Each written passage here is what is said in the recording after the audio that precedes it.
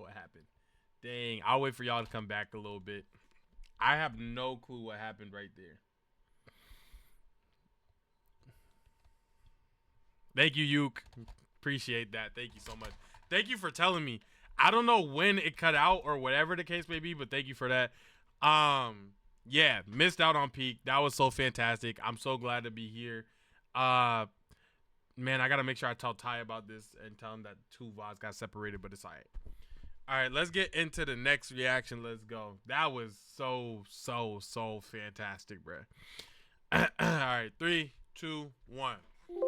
Welcome back to the Stanley Live channel. Today is going to be me. It's going to be chat. We are reacting to a video from the one, the only, the homie, Casual Geographic. The depressing realities of being a small cat. Now, I didn't know that being a small cat was sad. I thought you were like cute and pampered and like you did nothing for the rest of your life except like eat lasagna or something like that in New York City.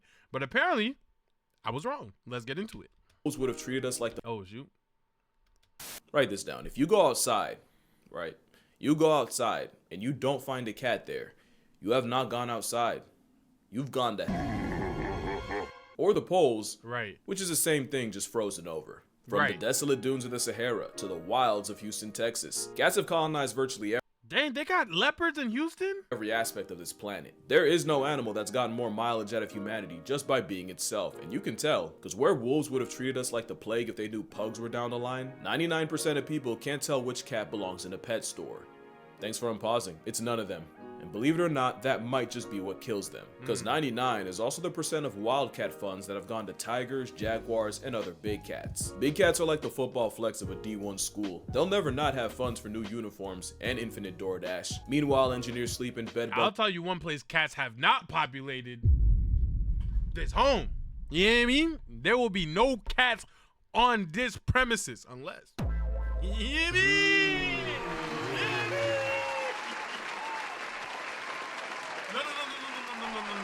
No. Sorry.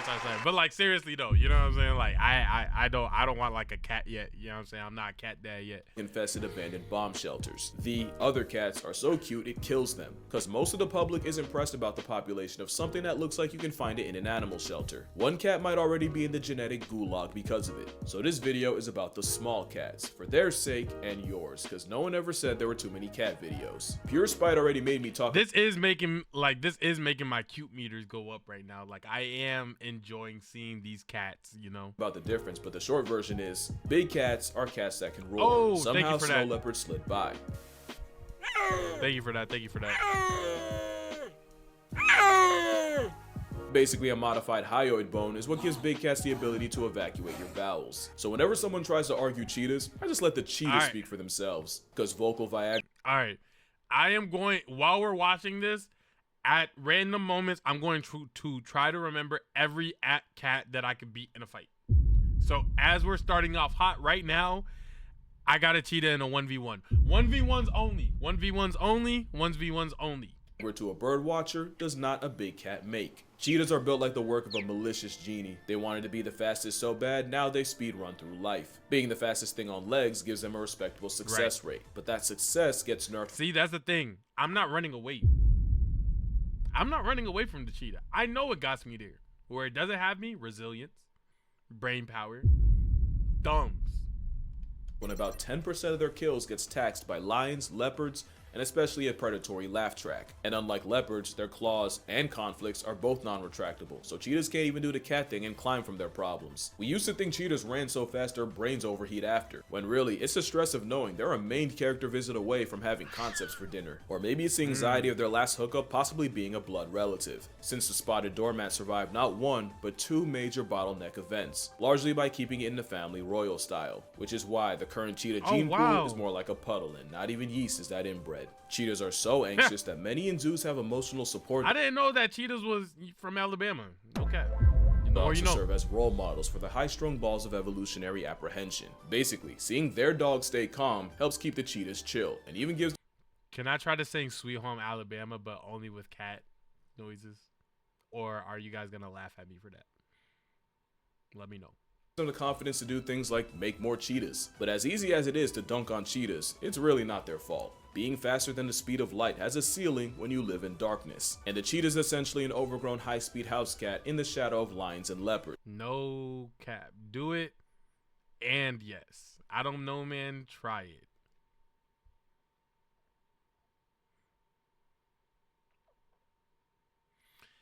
Meow, meow, meow, meow, meow. Meow, meow, meow, meow, meow. Meow, meow, meow, meow, meow.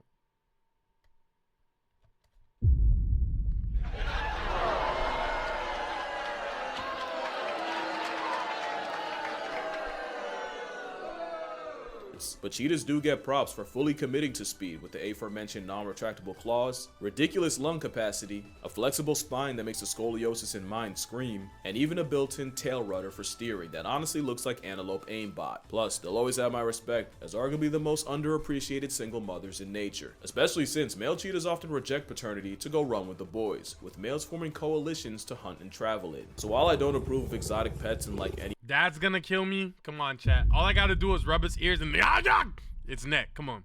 form, Respectfully though, PETA, relax.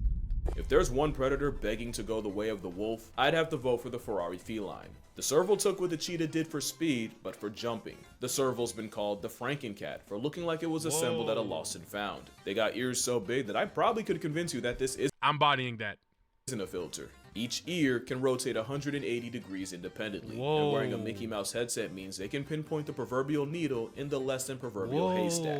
But it also means they file a noise complaint every time someone thinks for themselves. I wrote like 9 Yeah, that has to suck to try to sleep through. more ear jokes, but surely he's heard them all before. Besides, it's far more nice. freaky that servals have the longest legs relative to body size of any cat. And once you see it, like anti-fascists, you'll never not see it. It's what gives servals what many call video game bounce, as they can leap up to 12 feet in the air. But it also makes Okay, that is a little bit of a problem, but I the ones that come in all black look like a cryptid. They're one of the most efficient cat hunters, with a success rate of about 50%. They're also efficient at conflict resolution. When two males get into a territory dispute, they'll aggressively emote while they'll size each other up while placing a paw on the rival's chest. He usually doesn't He said, chill. You're not like that. I'm not gonna lie, Cerberus, you're kind of fire for that. escalate to violence, just a stare-off where the winner stays standing and the loser eventually retreats. How to figure out who is beyond me. Staring contest.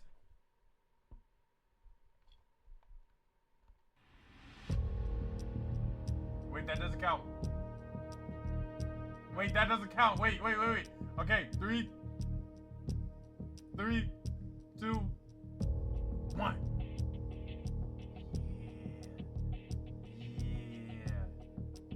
Yeah, I see it. Oh, I know you want to blink. Oh, I know you want to blink. Do it. Do it. I'm locked in. You're not. And if you bring one in, I accidentally blinked from talking. Did I beat anybody? Did I beat anybody? Did anybody lose? Did anybody lose?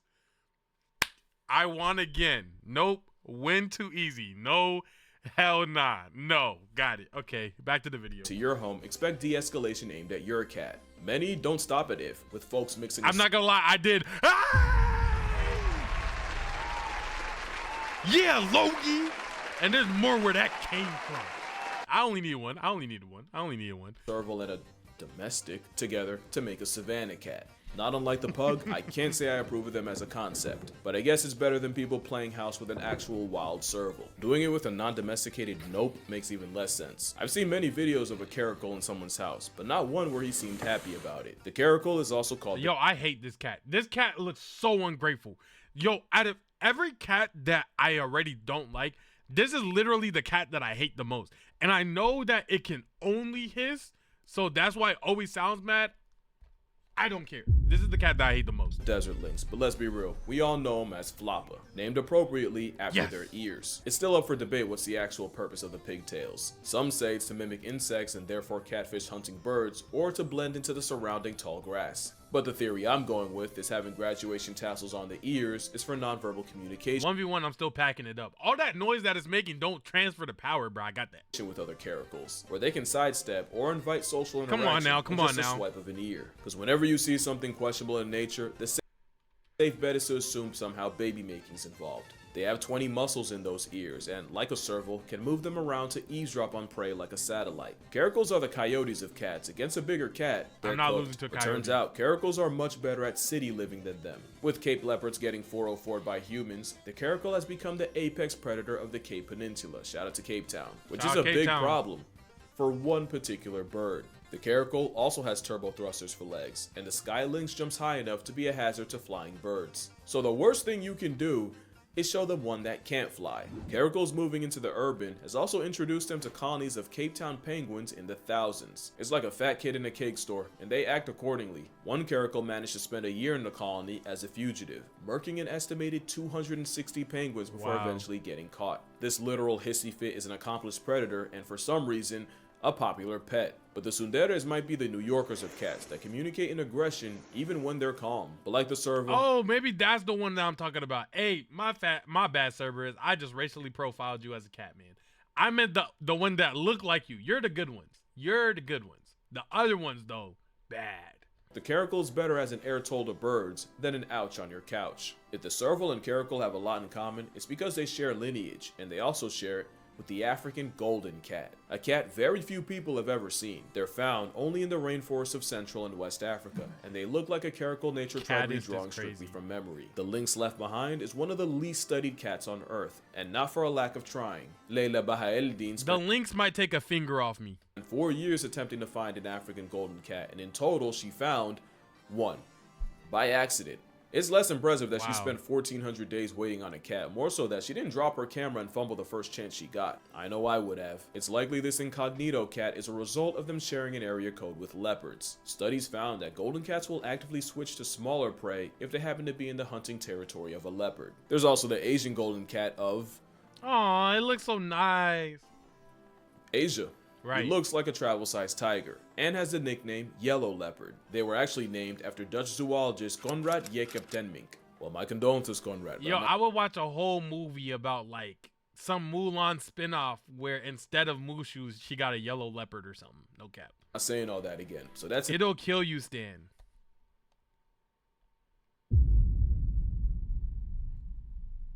You must be talking to Stan and not Stan Lee. No cap. Kill. Who? Asian golden. They share a name, but their ancestors split up millions of years ago, and they're not even each other's closest cousins. We also have the African wildcat. To be fair, he is. There's also the Asiatic and European wildcat, and fun fact, the European wildcat's scientific name is how the Looney Tunes Sylvester got his. If you have a pet cat though, direct your gratitude to the African variety, as they're the ancestor of yours. About 10,000 years ago, the African wildcat domesticated itself in the Fertile Crescent of the Middle East. You see, when humans were nomads, there wasn't much care for a cat, but once we switched to farming, the mouse-murking whiskered one became an asset, and just like that, the cat secured arguably the best possible job for itself. And since the cats barely had to change their playbook, the African wildcat is a dead ringer for something you'd find in the average American house. That's the joint that High School Musical was going off of. Which is a big problem for the other wildcat. The European cat can also be confused for a kennel jockey, at least until you take them home, as European wildcats are notoriously impossible to have as pets. Naturalist Francis Pitt didn't Why? buy the untrainable label and attempted to hand raise one named Satan. Satan was like an indoor deratio that gave You write your own bad decisions, man. You chose that lifestyle. Francis an experience befitting his name. Wildcats don't just dislike humans. European wildcats and domestics have been avoiding each other for about 2,000 years. But by the 60s, the wildcat population flirted with zero, which likely led to them and domestics humping hybrids out. It's kind of like how wolves were once so down bad that they settled for coyotes, and now we got coy wolves. Seeing Except- like, I hope this makes sense because I'm not gonna dive deeper. Seeing cats be in the wild in a hunt is so jarring because of how I see them as house pets, house animals so much, right? It gives me the same feeling as if like if I was to watch Uncle Iroh actively participate in the Fire Nation war on the Fire Nation side. That's how it feels when I'm looking at these cats hunt. I'm not explaining anymore. If you get what I'm saying, you get what I'm saying. It's that jarring. With European wildcats, the effort succeeded in polluting the pure wildcat gene pool, with very few of them left. They've nearly literally screwed themselves out of existence. If you stay to the end of the reaction, I'll do my dance for you. And good luck rallying support when the average person sees its doppelganger on their yard every day. There's also the Asian wildcat, also known as a desert or steppe cat. Same story as the other two, except there's something inexplicably satisfying about this one. Maybe it's the sand coat seasoned with marks to help break up its outline. Their existence is proof that I could never cut it as a cameraman. Put this in my sight, I would lose all professionalism and likely my lips as I pss myself out of a job. They have nothing on the deadliest cat on the planet, which it isn't actually him. Didn't I say this wasn't a big cat video? Weighing about a bag of flour, the black-footed cat is the smallest cat in Africa. It's also pound for pound, the deadliest. They'll pack up more prey in one night than a leopard will in 6 months, and they'll life deprive up to 14 animals in that night. Aww. Blackfoots might as well wear red bottoms. They have the highest kill rate of a cat, one that doubles lions, and is believed one cat can My goodness. raise 3,000 rodents in 1 year. The assassin, named the anthill tiger, has to kill up to 20% of its body weight in prey a day just to fuel its metabolism. They have 3 ways of stacking body. That sucks. The fast hunt, where they essentially overstimulate their prey by rushing around until they flush them out. The slow hunt, where they stalk the scenery and wait for a snack to expose itself. And the sit and wait hunt, which you don't need a description for. Another reason I'd much rather talk about animals in front of a camera than record those from behind. This is what Puss in Boots is. No, he doesn't have spots. He doesn't have spots. Yo, what cat is the Puss in Boots? Do we know what cat?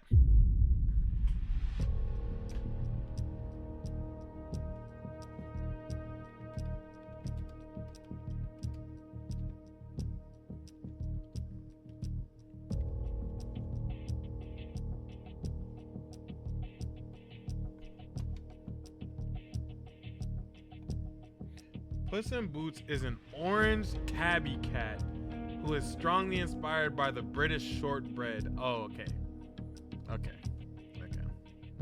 I guess that makes sense. Kind of boring, but the more we know, the more we know. Orange tabby cat, I say. Yo, Vampire, you know your stuff. Yo, Vampire, that is highly impressive. I'm not gonna lie, that was cool. Behind one. Oh my gosh, everybody knew. For that. Now we get to one of my favorite cats, the sand cat. As arguably the second. No, why did everybody in the chat know but besides me? Niggas said British short hair, others said orange, others said orange tabby. Y'all got cat science down pat. The smallest cat. They have no business being the badasses nature intended. They live in a limitless litter box that can reach 115 degrees Fahrenheit during the day, just to drop to negative 25 degrees Fahrenheit at night. Luckily, sand cats don't need water. The blood of their victims is sustenance enough. Wow. The Sahara warrior can go without. I know their breath is crazy. I know their breath is out of this world. Water longer than a camel because they get what they need from their prey, which often means leaning on. Imagine somebody being like, oh yeah, no, I didn't brush my teeth. I just ate chicken breast today.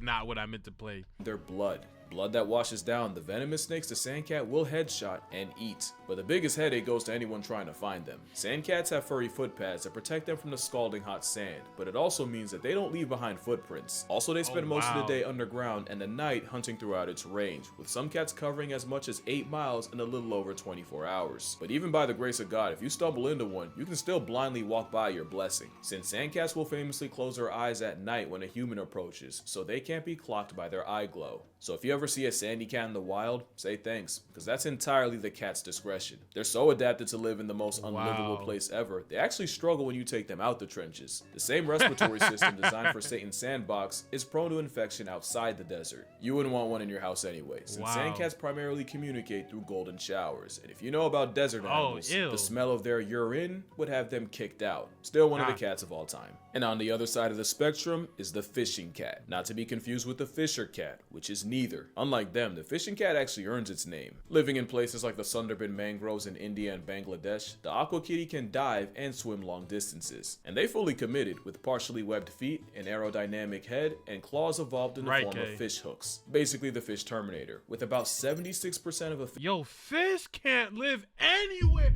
This fish literally found a way to live in the desert. It found a way to live in the desert, and he still dies.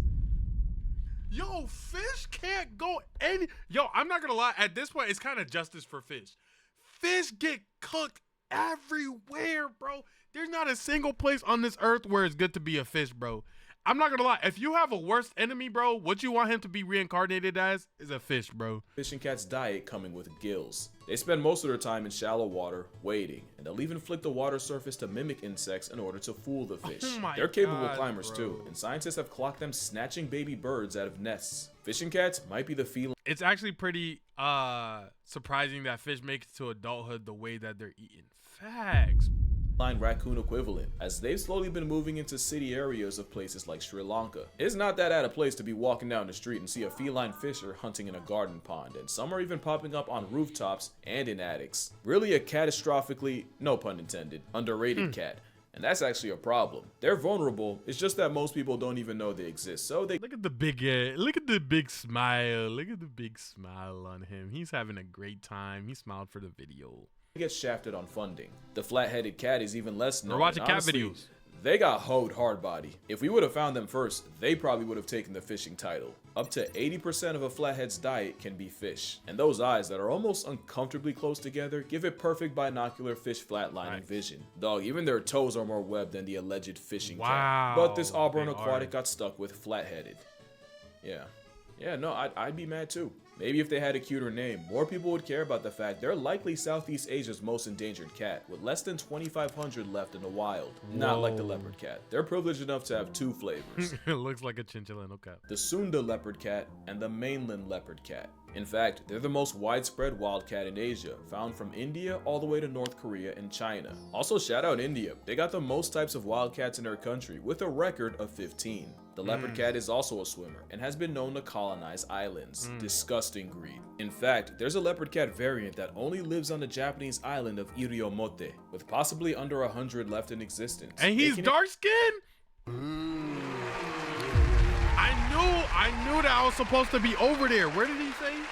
Where did he say it was? Where did he say it was? Colonize islands. Disgusting greed. In fact, there's a leopard cat variant that only lives on the Japanese island. Bro, take me, bro. Come on, bro. I'm not saying it's home, but like take me to my cousin crib.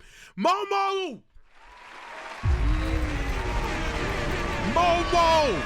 Gifted a tier 1 sub to Logie. Aww.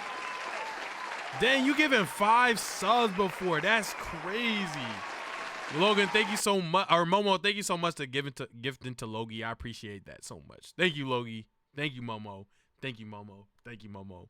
Oh my gosh, Momo. Like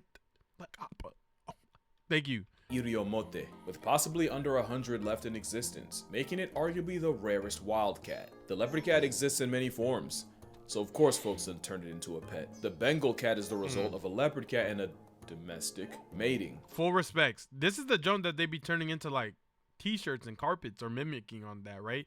Not like this actual animal, but I'm talking about like the like I mean, I guess sometimes they use the actual animal, but is this the one or am I making that up? I could be talking trash right now. I don't know. Apparently the creator's logic was if people could buy a cat that looked like a leopard cat, less people would buy the real thing. I don't know if I like that logic. I think there's enough cats. That being said, bro got that shit on. The Borneo Bay cat is a familiar situation, but instead of Iriomote, the only place you'll hypothetically find them is in Borneo. Hypothetically, because the Bay cat is basically a living theory. They've only been recorded less than 100 times in history. A cat with no stripes, not doing nothing with me. Only 12 Bay cat bodies have been studied. They straight up disappeared for 60 years, because after being discovered in 1856, by 1928, they seemingly fell off the face of the earth. That was until someone pulled up to the Natural History Museum in Sarawak in 1992 with a half-dead Bay cat. Since then, we haven't learned much. We really don't know how they hunt, what exactly they hunt, how they raise their kids, how they make their kids, or even what their niche is. There's few existing videos. It looks of super this cool though. Cat. This is the best quality pic. Momo with another gift to tickle on his birthday. Dang, thank you so much. That's crazy, Momo. Thank you. I appreciate that. Tickle, make sure you say your thank yous. I know you already did. Momo, my goodness. Thank you so much for making his birthday special. I appreciate that. And thank you so much for gifting to the chat. I appreciate that as well. You know that. You know what I mean when I say that. And hopefully you don't just take my thank you as just saying thank you. Like, I genuinely appreciate it. Thank you so much. It means a lot to me, so thank you. I appreciate that. I appreciate you, Momo. You're gonna get from a cat that dipped on reality for 6 decades like Captain America. The jungle cat is another one named out of misunderstanding or spite, since they live almost anywhere except the jungle. Also called the reed or swamp cat. You'll find them on the hunt in tall grasses, swamps, reed beds, dry open forests, but never a jungle, of course, where they're an all-around athletic flex of a Furby. They can air snatch birds, climb trees, catch fish, and have even been clocked swimming up to a mile. They usually grief mice and fowl, but will also pack up cobras and sometimes even gazelle. In the country of 1,000 cats, jungle cats are the most common one in India. And just remember, you're more likely to find one on a university campus in Bangladesh than anywhere near a jungle. Now, what y'all know? Being an animal is so crazy.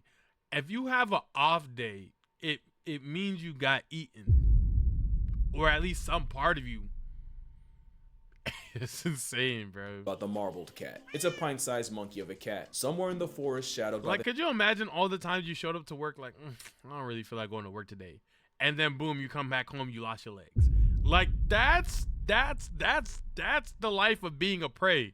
The Himalayas, where the marble cat has been found as high as 12,500 feet, or almost 17 Golden Gate Bridge towers above sea level. It's another one of those cats you only ever run into by accident, since the marble cat spends almost its entire life in the trees, moving like a 1.5 foot predatory spider cat, where they likely inflict all manners of PTSD on the primates they prey. It's so cool to see how every cat has their own unique specificities that end up being their way of living. Prey on. Ironically, the less than 10-pound marble cat almost stole itself a spot with the big cats, with them once considered panthers. And now, we get to one of my favorite cats of all time. Look at this dude. Aww. The clouded leopard is like a cat forgotten by time, an animated mosaic. He kind of got that on. He got it on right now. I'm not gonna lie. Living relic from an era long left behind. The clouded leopard is considered the missing link between big cats and not big cats. Mostly because, like cheetahs, they talk themselves out of the big cat spot.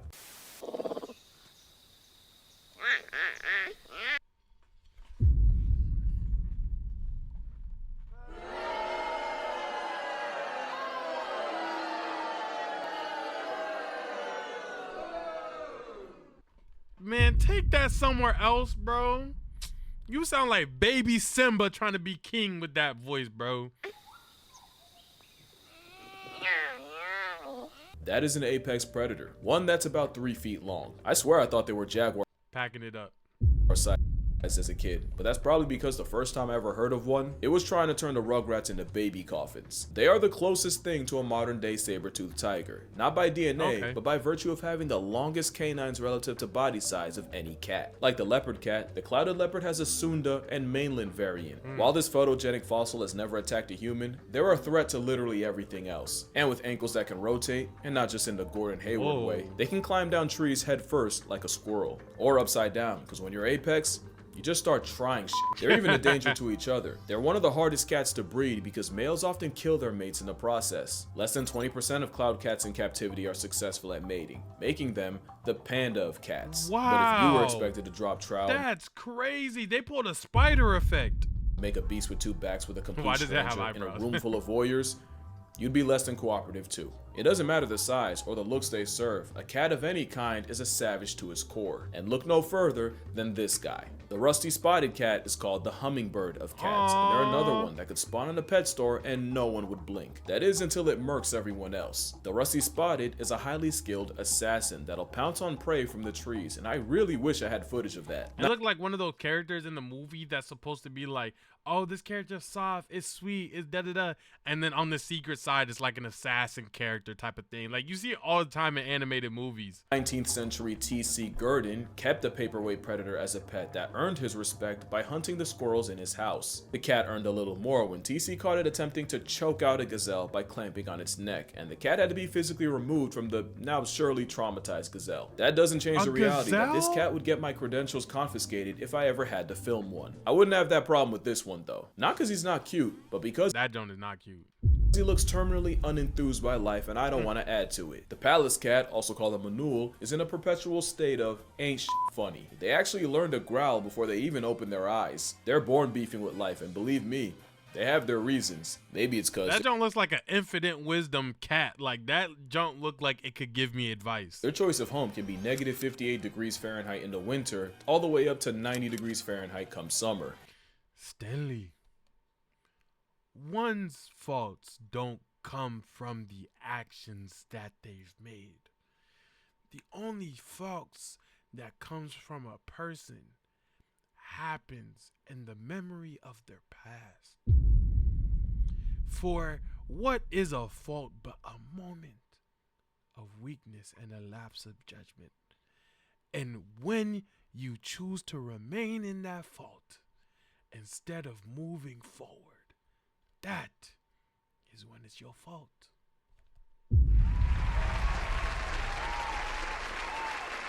Thank you, Master Catway.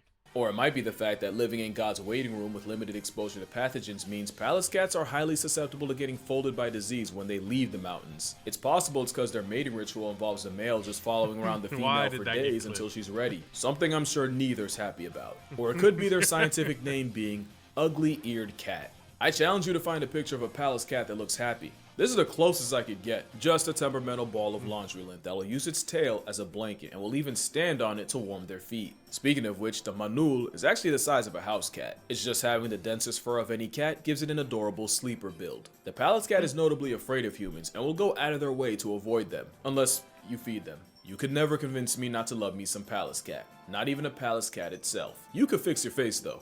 Honestly, this cat has a lot more to be mad about. The Chinese mountain cat is only found on China's Tibetan plateau, where they're very much unknown. Few of them have actually been studied, and the biggest threat to them is that most people don't even know they exist. Show this to the average person, and they'll just assume you're one of those cat people. They'd never know that there's less than 10,000 in stock, and it's all humans' fault. Wow. The Chinese mountain cat hunts with extreme pica prejudice, so when China started poisoning them, the Chinese mountain cat caught a nasty stray. Today, most of what we know about them is from captivity, and the only time we ever seem to find them is by accident. In 2018, Hong Shangshi of the Shangshi Conservation Center was studying black-necked cranes when she randomly made eye contact with a shiny Pokemon of cats, which means someone probably spent years searching for him just to get shown up by a glorified bird watcher. But if that ain't the most cat thing a cat could do, the biggest problem with being this cat is no matter how endangered you are, your death will never hit as hard as an elephant's or a panda's. Just be glad you got to see this one. There's no missing a cougar though. One, because it's a small cat that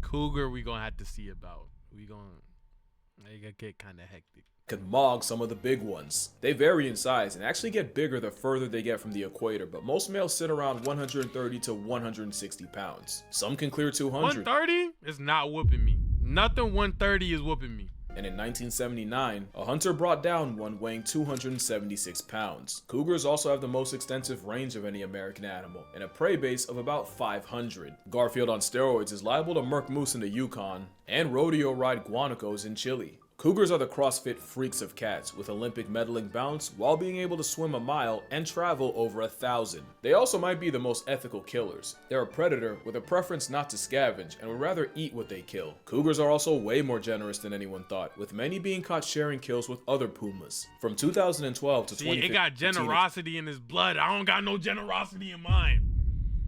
I don't share my kills.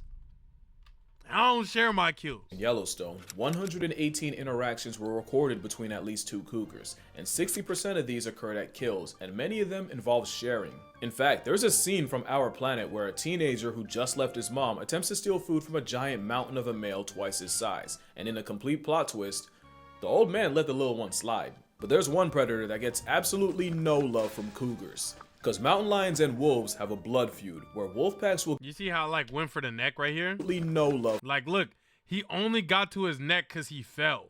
I would simply stand up. And I know you guys think, Stanley, you're not gonna be able to stand up. This dude right here is 67. You know what I'm saying? I tank this From cougars. He never gets to my neck. I get to his, and it's over. Because mountain lions and wolves have a blood feud, where wolf packs will gang up on any lone lions, but one-on-one, mountain lions commit first degree on a wolf. But recently, there's been more of a trend of mountain lions stalking, jumping, and murking wolves on sight. Since 2013, cougars have been responsible for 30% of documented wolf deaths in Washington. My fault. Wolves also have beef with the lynx, but the wolves tend to do a lot better. How long are you holding up against a cougar, though? How long is a cougar holding up against me? Ask the right questions, man. with that matchup. There's 4 flavors of lynx: the Eurasian lynx, Iberian lynx, Gross. Canada lynx, and the Iberian lynx, whatever that is, bro, that joint is not living a long life. That water look crazy. bobcat lynx. The Eurasian is like the big cat of Europe, or the closest they have to one at least. They're notoriously one of the most difficult cats to track, which is a crime with a face card like that. There's many subspecies of the Eurasian persuasion, but the rarest might be the Balkan lynx, with fewer than 50 left in stock. The Iberian lynx is also one of the rarest cats, mostly cause what pika are to a mountain cat, rabbits are to the Iberian, and the rabbits dying to disease and overhunting nearly put the predator in a pack. They were down to about 62 left alive in 2001, but have since bounced back to about 2,400 as of 2024. The Canada lynx is the ultimate specialist, specializing in being the Grim Reaper to the horseshoe hare, which can make up 97% of their diet. The evolutionary arms race with the hare is likely why the Canada lynx has what we call proud family feet. But the most notable thing about them is their arguments are probably why the Appalachian Mountains have the reputation they have. So freaking cool.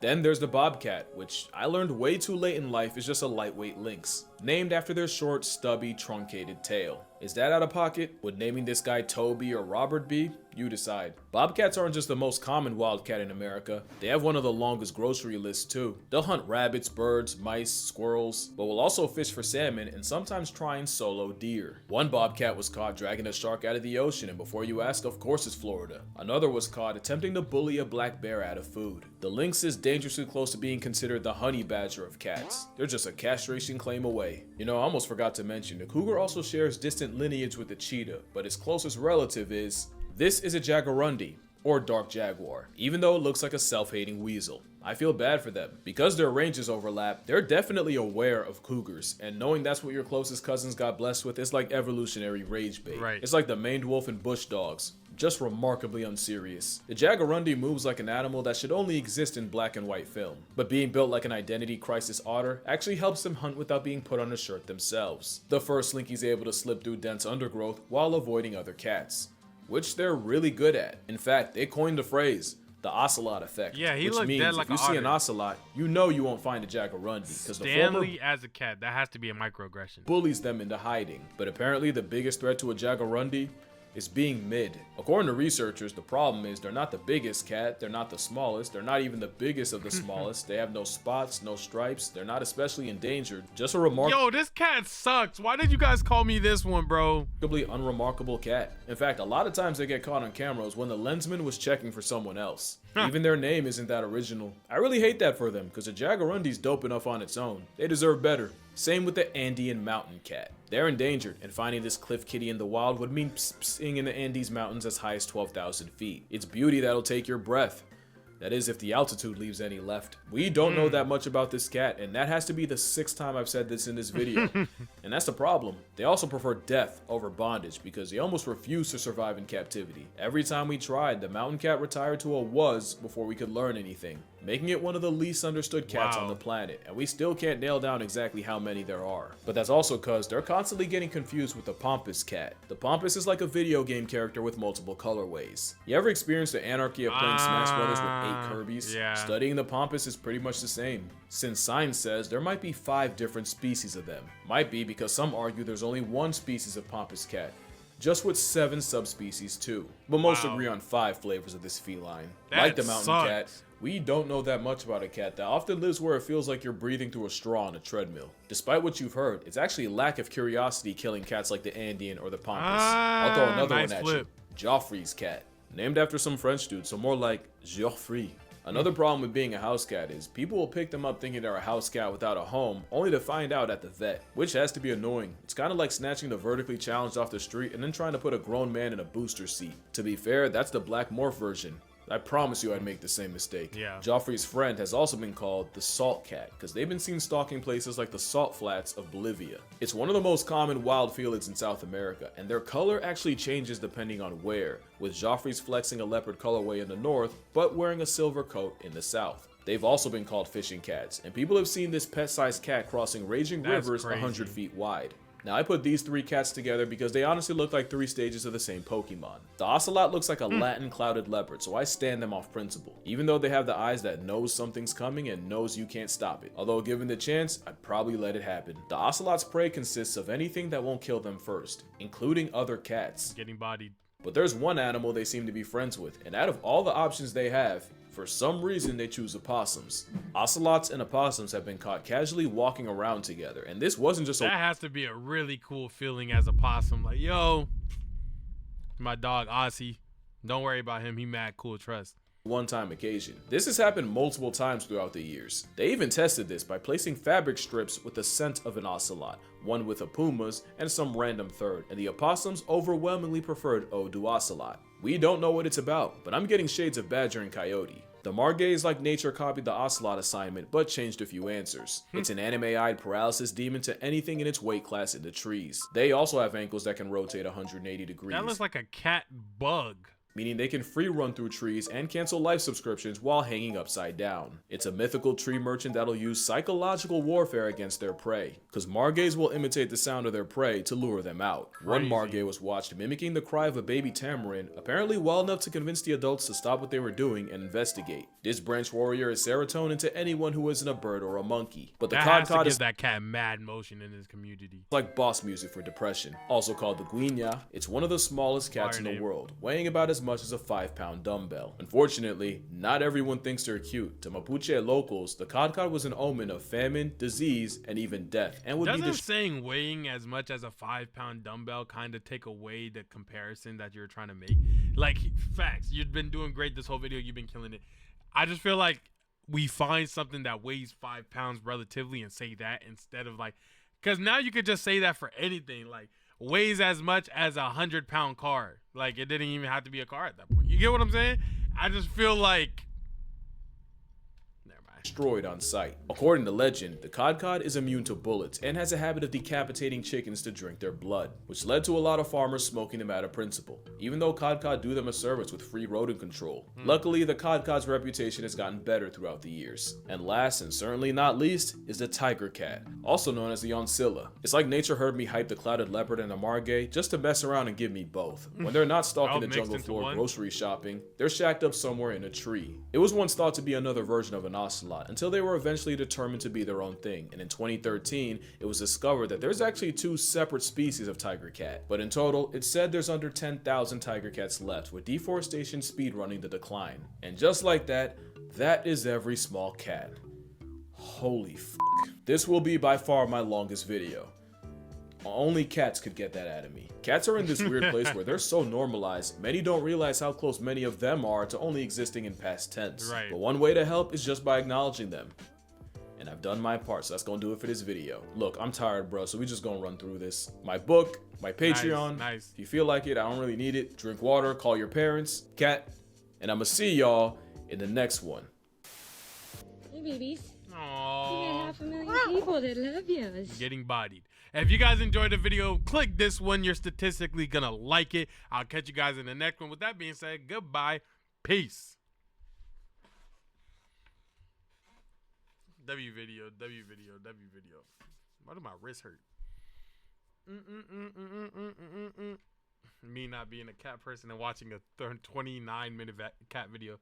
I gotta send this to Yo-Yo and let him watch it. I feel like Yo-Yo would love this video. All right, let's get into these last 2. Let me make sure my computer has storage though. Make sure my computer has space.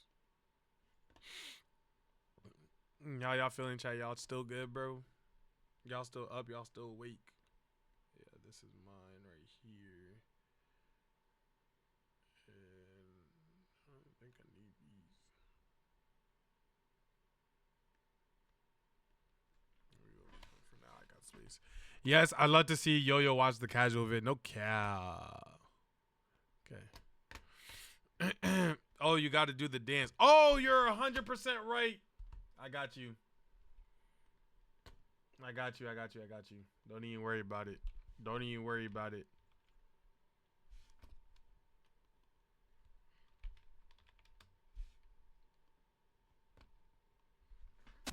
Happy birthday to ya. Happy birthday.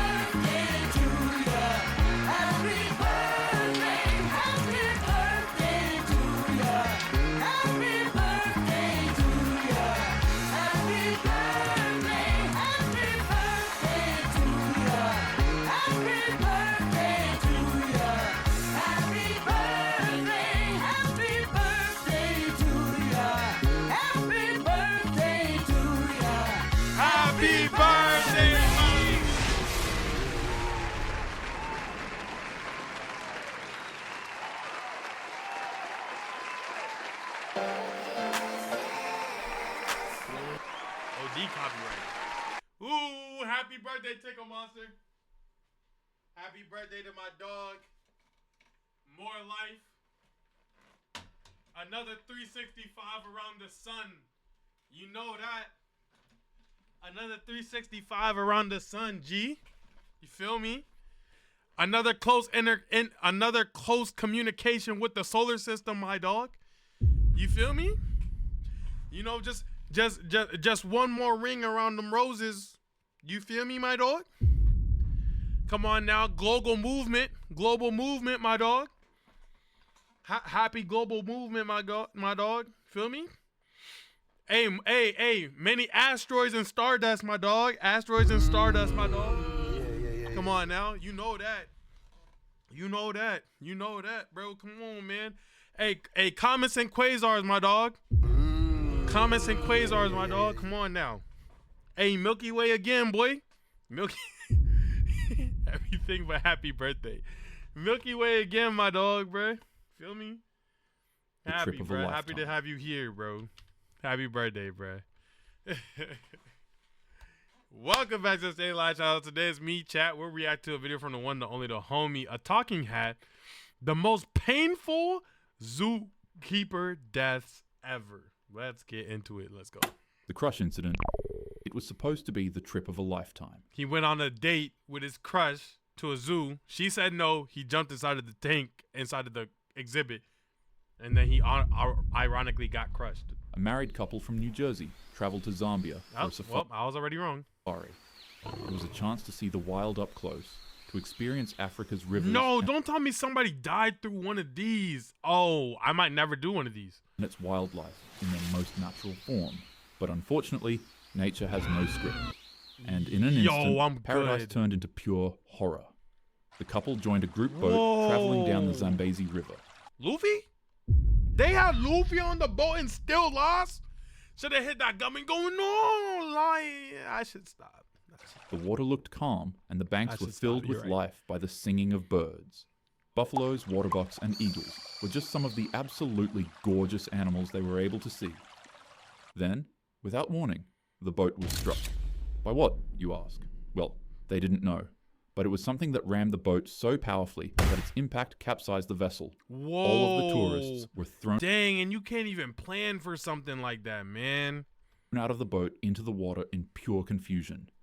Then that's when they saw it. An 8,800-pound hippo, one of the deadliest animals in Africa, sat there in the water. If all four of them were me? If all four of them were me and we could coordinate and the water is max 4 feet deep, I think we could have got out of this. Glaring menacingly at each tourist. But it wasn't just sitting and doing nothing. As it arose out of the water, it revealed that it was carrying the man's wife in its mouth. Amidst all the chaos of the boat flipping over, he didn't notice when she went missing. Her head and torso were trapped between the hippo's jaws and she struggled to escape. But instantaneously, it snapped its mouth down, crushing her head and torso like it was nothing. The tourists broke out into a full-on frenzy to escape for their lives. Meanwhile, the hippo thrashed the woman's body carelessly in the water, leaving absolutely no chance of survival for the poor 70-year-old woman. My goodness, bro. Wow, bro, that is crazy. The safari guides meant to protect the people also fled in a panic, despite being armed. Tranquilize something! Her husband survived and watched helplessly as his wife of decades was part before his eyes. Oh, man. He is sad. Things like that. He said the woman was 70, right? And it's incidences like that that actually claim 2 lives. And I genuinely mean that because realistically, this man probably dies of grief. Like, no joke, which is so sad. Like, imagine somebody you spent the majority of your life with. You knew this woman more than you knew your own mother. That's the type of life that he led with that girl that just got swallowed. And you saw her die in that way. Yo, that takes life out of you. He escaped with his life, but back home, grief turned into anger. The man later filed a lawsuit against the safari tour operator, for sure, arguing that negligence and poor safety measures left his wife vulnerable in one of the most dangerous waterways on Earth. But lawsuits don't bring closure. They don't erase the image of the river, the overturned boat, Yeah. or the hippo that ended it all. It's important that tour operators prioritize safety. Choosing thrill over precaution puts lives at unnecessary risk and causes irreparable damage. When companies like these fail to respect nature's boundaries and defend the human lives they swore to protect, it's important that they're held accountable. Facts. Bears versus bears. The Belgrade Zoo was never meant to be a crime scene, but during the city's annual bear festival, the line between celebration and catastrophe vanished. A 23-year-old drinking one too many beverages would begin enjoying himself a little too much at the festival. As he walked around the zoo, Oh, wow. My goodness. Time and place, bro. intoxicated, he would stumble across a bear enclosure. The man would look left and look right and see that nobody was watching. For him, he was set on making his festival a whole lot more awesome. He decided to climb into the bear exhibit and to act like a hooligan for a bit.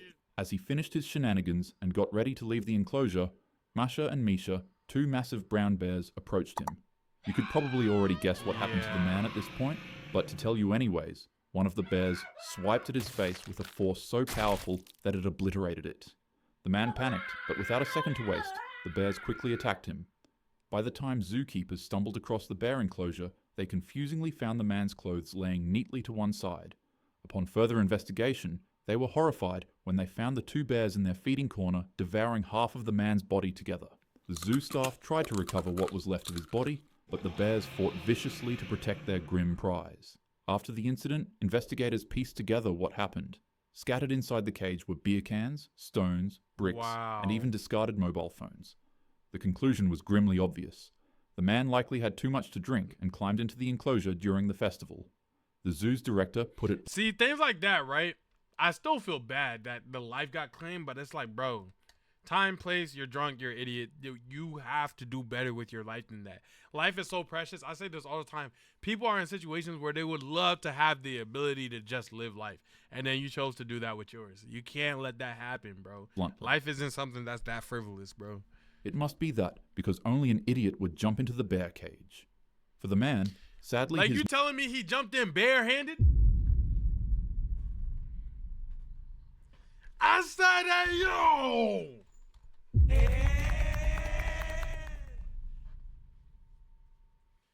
I mean, I understand that he was drinking, but if it was me in that zoo facility, it would have been a different type of panic. I would have had the bear on an island. Someone left him stranded. I ain't even have to use the Glock. I put the paws on him because I came up barehanded. I mean, hold on. I said I came up barehanded. I said I came up barehanded. I said I came up barehanded. Somebody call the cops. And then the next nigga go sound the alarm. Because the left gun hit his left lung. And the right gun hit the right to bare arms. I put the right to bare arms. Hold on. Put the right to bare arms. Hold on. Cause I don't think this bear is tough. I mean, do you niggas not see how he was getting off? They said, Stanley, what you gonna do? I said, wipe the floor with him. Why? Because I know this Charmin Ultra Soft. Cause Charmin Ultra Soft has the bear as the logo. I'm gonna wipe the floor with Charmin. Oh, stop it.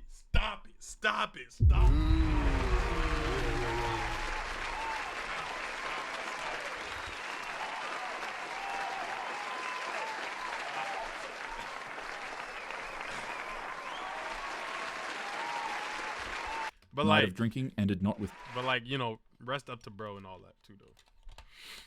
Rest up to bro.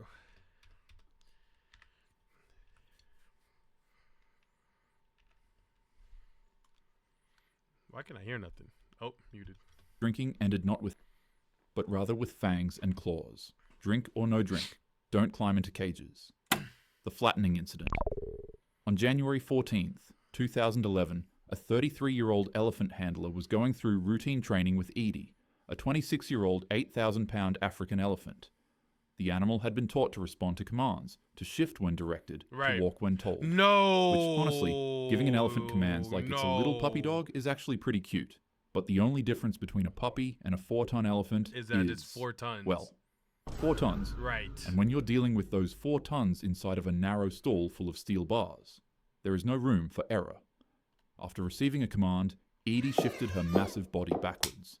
But, inconveniently enough, the woman was suddenly pinned behind the elephant. The gargantuan animal pressed her into the metal bars of the enclosure, trapping her under several tons of force. What was a bit of a minor annoyance quickly transformed into panic when the woman realized that the elephant was still moving backwards. Her face pressed against the steel bars of the stall, and her body began getting crushed between the weight of the elephant and the building. Bro, elephants are highly intelligent, knew exactly what it was doing. Another handler showed up, and upon witnessing the situation, they quickly shouted commands desperately to get the elephant to move. The elephant finally obeyed, but not before flattening the girl against the metal bars. When the elephant walked forward, the woman's body fell to the ground, crushed, flattened, and broken. She was quickly rushed to the hospital, but unfortunately there wasn't much that doctors could do to save her. Zoo officials later called it a tragic accident, saying Edie was simply responding to her training. Experts like Jack Hanna explained it plainly. When something up to 4 tons pushes you against a wall inside tight quarters, you simply just don't have a chance. Yeah. 39. On a warm sunny morning in 2005, what began as a peaceful visit to see an old family companion turned into one of the most nightmarish animal attacks ever recorded. A married couple were visiting Mo, a chimpanzee they had raised as part of their family for nearly 4 decades. Before this, Mo used to live in their suburban home. See, bro, and this is why I'm not right. I don't know, because this could come out kind of cynical, bro, but this is why I'm like, bro, I know it's been with you for a long time, depending on the animal and stuff like that. When it comes to, like, the exotic stuff, bro, I don't expect you to know me. I don't expect you to be homie. I don't know, bro. I just be very skeptic about how they, actually appreciate people. They would dress him up like he was a kid. But the chimpanzee would later on be taken to a wildlife sanctuary after being deemed unfit to live in a house amongst humans after he attacked a guest one day. Yeah, see? And if that happens right there, I abandon that. I don't go see him. He's in the wildlife exhibit. I don't hear from him. It's over. Because of this, the married couple often visited him at the wildlife sanctuary, bringing him cakes and gifts to celebrate his birthdays. On Mo's 39th birthday, they would arrive at the sanctuary with some celebration treats as usual, not realizing that their visit would end in horror. Even though Mo had been labeled the dangerous chimp after the earlier attack that forced him out of his suburban home, shockingly, he wasn't the cause of this disaster. While the married couple were giving Mo his birthday treats, 2 other completely random chimpanzees escaped their enclosures. And as you would guess, these chimps were not friendly. They launched a frenzied attack on the man, mauling him with unimaginable savagery. An adult male chimp weighs about 100 to 130 pounds. But it's 130 pounds, it's not whooping me. They're able to pull up to 1,200 pounds of weight with their muscular arms. I'm able to pull 1,200 pounds of weight too. Stop playing. And with that muscle, the chimps would rip off pieces of the man's skull, his eyes, his lips, his eyelids, and 8 of his fingers. As if they turned him to a cursed object? My goodness. That wasn't bad enough. The chimps would continue the rampage by chewing off the man's nose and ripping off some of his balls. His hands and face. Wait, how do you rip off some of it? You only got 2 of them. At minimum, he would have to say half of it. So they got all of it or none of it. There's no some. You can't rip off some. You can't rip off some. Am I bugging? You can't rip off some. Was so badly damaged that they were later described as shredded beyond recognition. The wife, desperately trying to protect her husband, was also injured before sanctuary staff intervened and shot the 2 chimps. The sheer brutality of the attack shocked the world, but luckily... W-wife. Actually, W-wife. W-wife. W-wife. You're telling me my wife saw me get ganged up by 2 chimpanzees and she tried to save my life? Yo, if I was in the afterlife, bro, I would protect her like a what's that show called, bruh? I would protect her like a JoJo Bizarre Adventure stand. Facts. Like, no matter where she goes, bruh, as a ghost, I'm overly opposite of haunting her, bro. Like, I would make sure she was straight if I died from that. The man survived.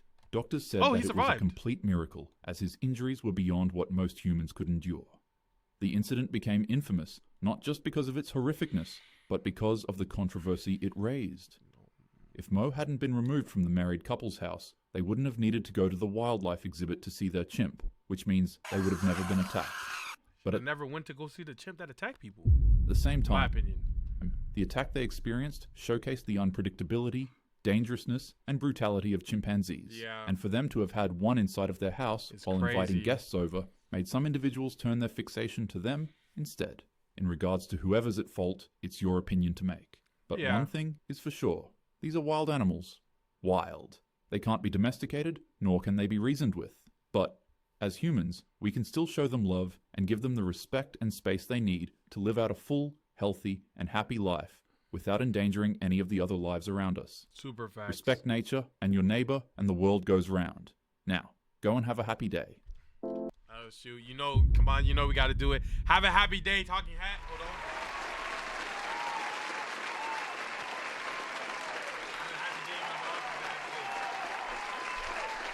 Yeah, let's get this. Let's get these cute videos in. Let's get these cute videos in. Nature and your neighbor, and the world goes round. Now, go and have a happy day. Oh, look at the cute one, buddy. Oh my gosh. And they're running in their cafe. Oh my gosh, a red panda. Oh my gosh, that's so adorable. That's great. That's the good stuff.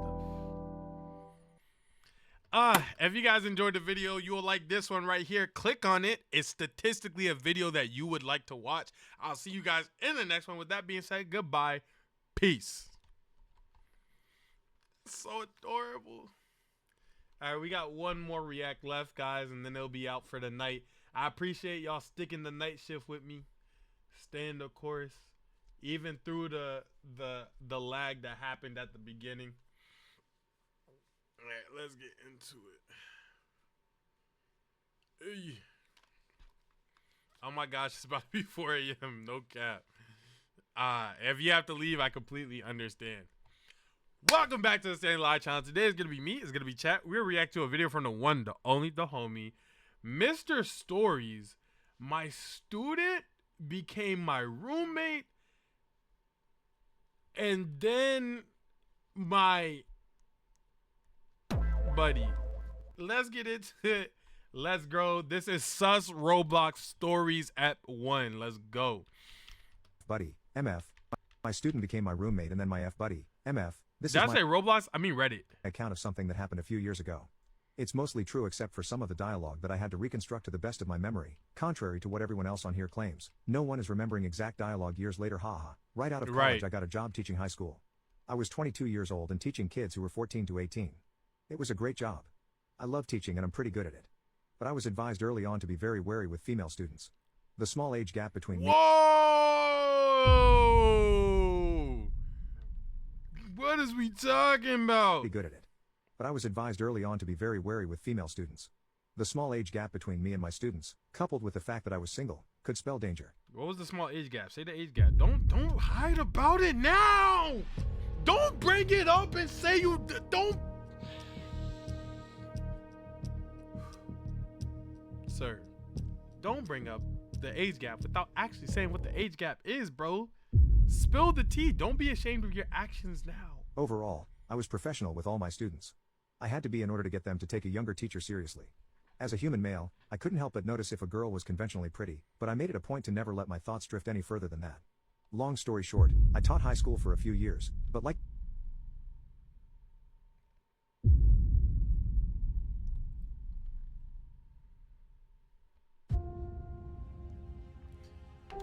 Yeah, officer, yeah. No. You can come in, yeah, thank you. Oh. Yeah, he's right, no. Officer, he's right here.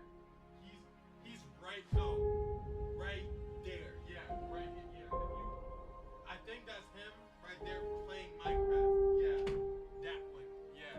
Let's get him out of here.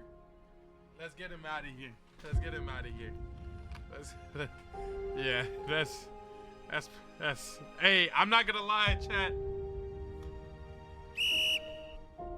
Crazy flag on the play. Crazy flag on the play. Oh my gosh, that is. All right. Many people, I got sick of the administration, the politics, and the stress. I left teaching to go back to grad school. I got my master's and then decided to start a PhD. To my surprise,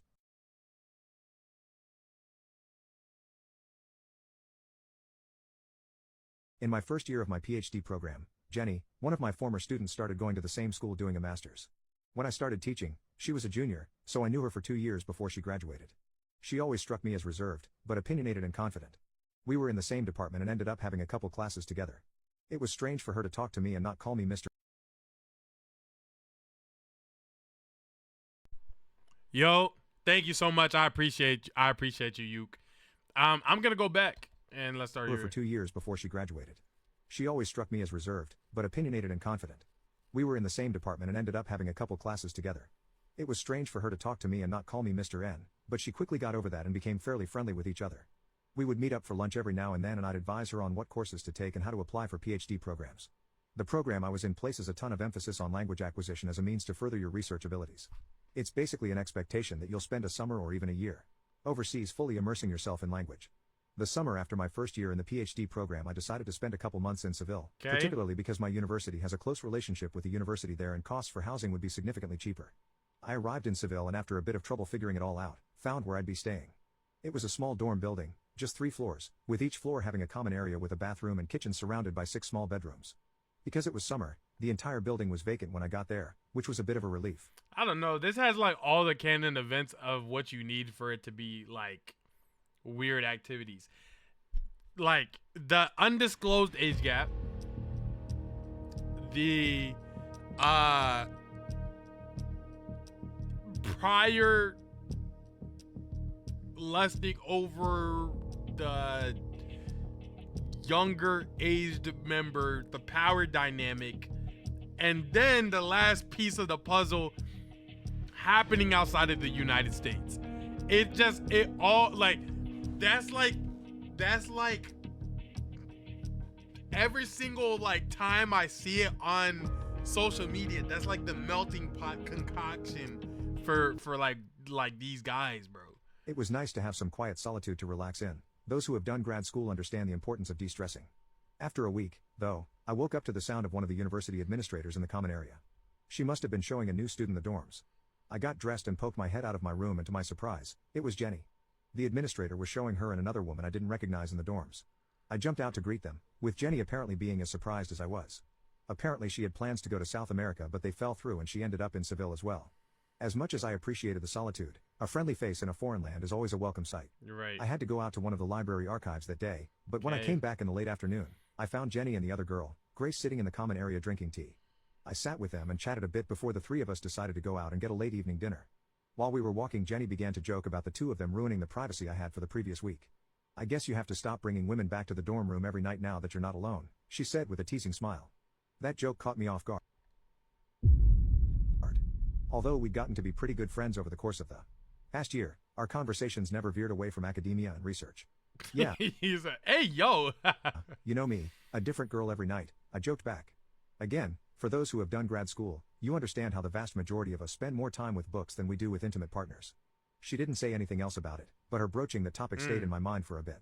I hadn't met anyone and certainly hadn't brought anyone back to the dorm in the week I've been here, but I had masturbated in the privacy of my room, and now I just have to be I know too much about this dude that I didn't need to know. And you know what? That's my fault for clicking on the story time. A bit more discreet about it. After the 3 of us ate and spent some time walking around the city center, we headed back to the dorm building. I changed into my pajama pants and undershirt to sleep in and headed out of my room to use the bathroom. Grace's door was closed, but Jenny was in the kitchen filling up a cup of water. She was wearing short cotton shorts and a tank top.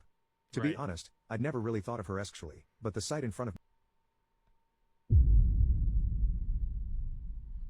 me was not unwelcome. I think she must have noticed my eyes wandering just a bit because she caught my eye and we both shared an awkward smile as I scooted past her on the way to the bathroom. The next morning I woke up. You know what this sounds like? This sounds like, but I ain't but I ain't mean that though, or like I ain't do that, the story. Like it sounds like, oh, I stumbled upon the story, or oh, this just accidentally the story. Like, I'm not gonna lie, bro. To a message on the new group chat the three of us had made the night before to ease communication. Grace messaged He trying to make it sound better than it is. Exactly. to let us know that she headed out early to meet a friend of hers who lived nearby. I groggily rolled out of bed and went to the bathroom. By the time I was out, I saw Jenny in the kitchen making some coffee. She offered to make me some and I gladly accepted. We sat across from each other in the common area as we chatted. She was in the same tank top and shorts from last night, with her hair up in a ponytail. So what are your plans for today? She asked. Well, I was going to bring a ton of women back to the dorm like I've been doing daily, but now that you guys are here, that's off the table, I replied sarcastically. She laughed heartily. I know you're joking, but I also wouldn't even be surprised. I laughed it off and ignored what she was implying. Maybe being away from school and home was causing her to be more carefree. I didn't mind, it was just a new side of her I wasn't used to. Over the next few days we settled into routines. We usually all met up for dinner and hung out until late at night. Mornings start late in Spain, which was a nice change. One morning, Mixed sex dorms is crazy though. I don't have any concept of what dorms are like, let alone college or overseas. Is that not the like normal standard or whatever the case may be? I wonder how much of this story is the typical experience. I have no idea. So when I heard it, I actually just thought that was like standard practice. But I guess some things do have male and female, men and woman dorms or something like that. Okay, I'm gonna leave now. All right, Yuke. I woke up and to be frank, was atrony. I hadn't masturbated since the girls had shown up. Although I locked my room door, I still felt uncomfortable with them being so close. But this morning I just had that undeniable urge. I started to touch myself, with cliche. All right, if you guys enjoyed the video, make sure that you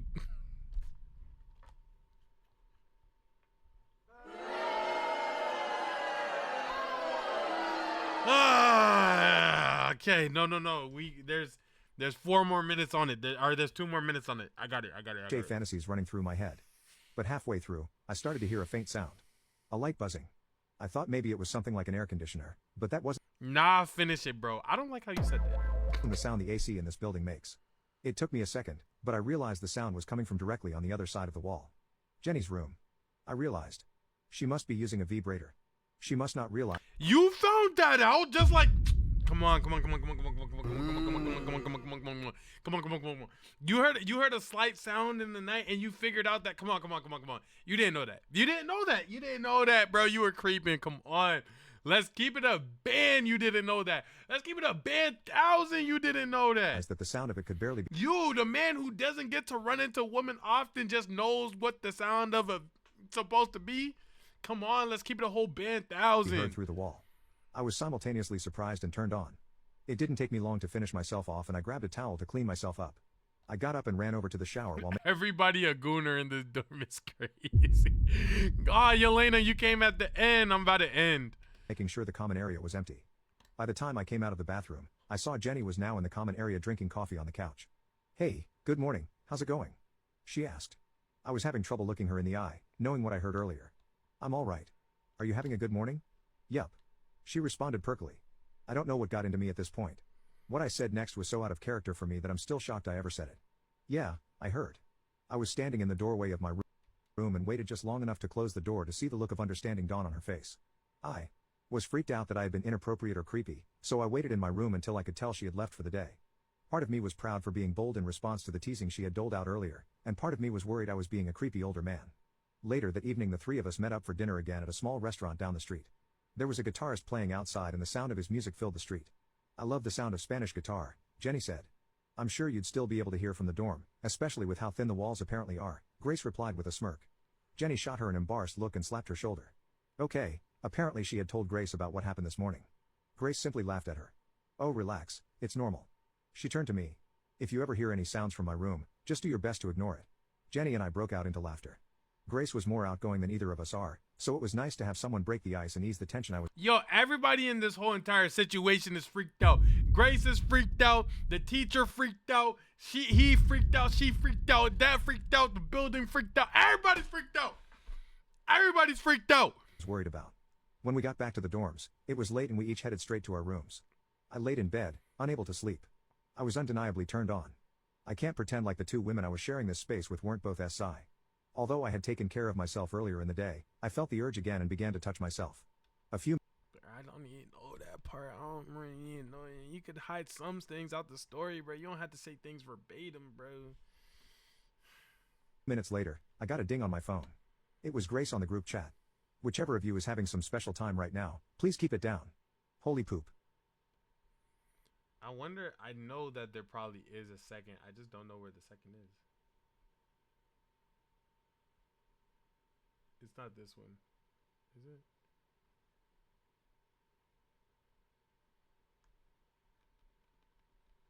We're gonna try to. I can't believe this is in my search history. This one. Is this one? My student became my roommate and then my F-buddy. MF, this is my account of something that happened a few years ago. It's mostly true except for some of the dialogue. You get one more try, Brody. You get one more try, Brody. Oh my gosh, why does he have so many videos?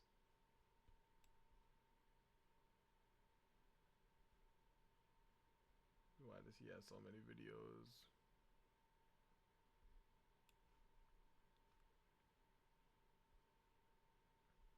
It has to be this one. It has to be this one. Except for some of the dialogue that I had to reconstruct to the best of my memory, contrary to what everyone else on here claims. No one is remembering exact dialogue years later, haha. Right out of college I got a job teaching high school. I was 22 years old and teaching kids who were 14 to 18. It was a great job. I loved the building, just 3 floors, with each floor having... I changed into my pajama pants and undershirt to sleep in and headed out of my room to use the bathroom.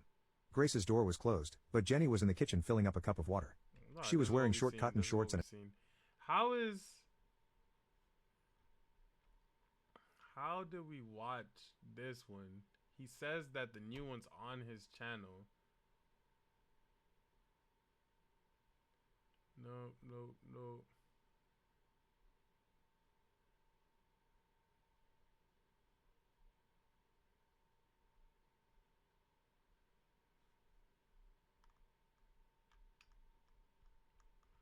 Yo, this nigga lied. Let me try to find it. Let me try to find it. Let me try to find it. Let me try to find it. Let me try to find it.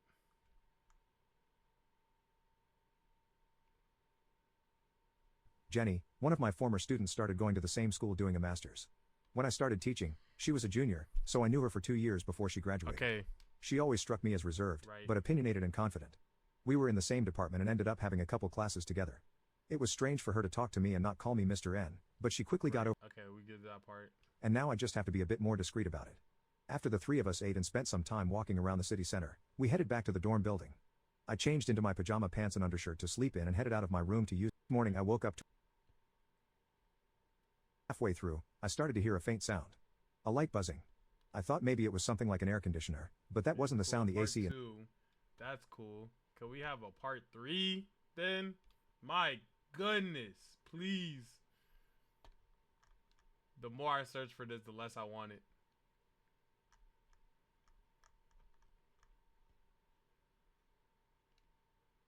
My student became my roommate and then my F-buddy. I have to stop bringing women back to the dorm room every night now that you're not alone. The 2 women I was sharing this space with weren't both SI. Although I had taken care of myself earlier in the day, I felt the urge again and began to touch myself. A few minutes later, I got a ding on my phone. Let's just look it up on my browser, bro. We might have to finish reading this one, bro, on our...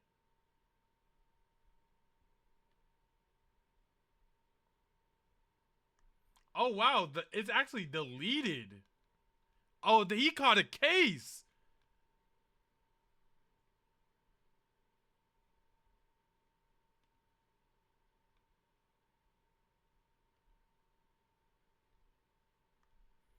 Yeah, this joint is overly gone. Okay. Yeah, no, he caught a case. It's not that one.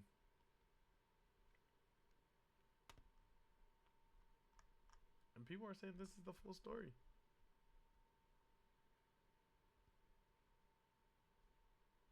My account of something that happened a few years ago. Yeah, the story stops there. I'm not gonna lie. If you guys enjoyed the video, man, I can't find it. If you can find it, literally suggest it and I'll watch it. Click this video right here. You're statistically supposed to like it a lot. And I'll see you guys in the next one. Peace. Can't find it. W video, gross video, egregious video, crazy video. Okay, chat, that's it My for boyfriend. me. Thank you guys so much for doing the night shift with me. I appreciate y'all so much every time. Y'all go ahead and either start your day or get some sleep about yourself.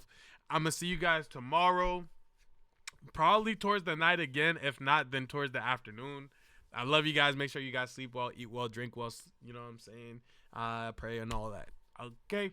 I'm going to catch you guys. Goodbye. Peace, peace, peace, peace, peace. Love y'all, love y'all, love y'all, love y'all, love y'all.